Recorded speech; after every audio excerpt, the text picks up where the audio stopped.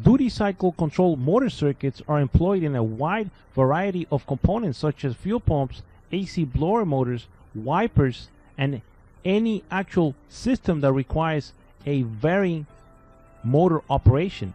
In this case, we actually see how the motor is duty cycle controlled by a driver or transistor. Again, the same principle applies. The ECM microprocessor applies a very small pulse to the actual transistor base lead. This will actually cause the transistor to become conductive. In other words, it will cause the transistor to close its circuitry and conduct electricity or electron flow between the emitter and collector leads.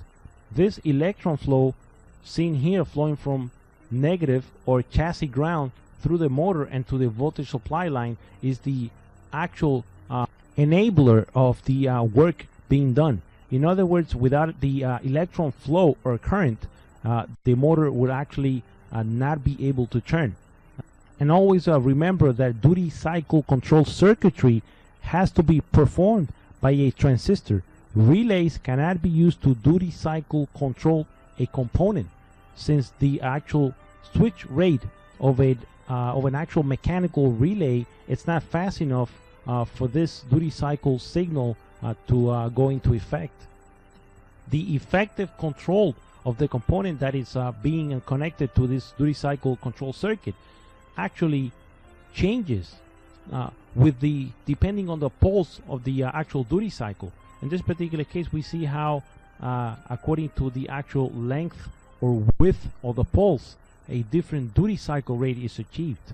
Here we see 50% with a specific duty cycle or open time, 25% with a narrower pulse, and again around 40% with an in-between pulse. Depending on the length or width of the pulse, that's what's going to determine the actual duty cycle. Again, duty cycle control motors are employed in a very wide arrangement of different applications. In this particular case, we see how a fuel pump motor is actually controlled. In this case, you actually see a relay applying the actual voltage source or voltage supply line to the actual motor. This doesn't mean that the motor is controlled by the actual relay. Fuel pumps are also controlled by duty cycle signals through the negative side of the circuit. In this particular case, the actual relay provides the plus or the positive side to the actual motor, and the ECM or the ECM driver provides a pulsated ground to the negative side of the motor. Again, current flows from negative to positive, and depending on the actual pulse of the actual duty cycle signal, that's what is going to determine the actual speed of the motor. Here we see a very narrow or short pulse being applied to the actual fuel pump motor, making the actual fuel pump rotate very slowly. And this you would need, for example, during an idle condition. Next, we see how the duty cycle increases and the motor actually turns faster. Remember that this is a repeatable wider pulse, and it is not repeatable here in this diagram for sake of explanation. But the longer the pulse, and now we can see that the actual fuel pump is turning even faster. The longer the pulse, the more work that the component is going to perform. Again, here we see a very short or very low duty cycle, probably corresponding in the range between 10 and 25%. And this will make, in this particular case, the fuel pump turn very slow. You will need this condition again during a non-loaded idle condition. At cruise speeds, for example, you will need maybe a 50 to 60% duty cycle for the actual fuel pump. And this we can see on the screen.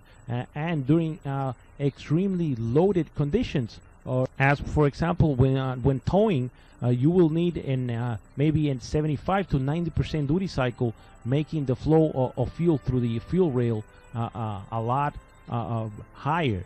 You will need this type of arrangement in any system that is actually returnless.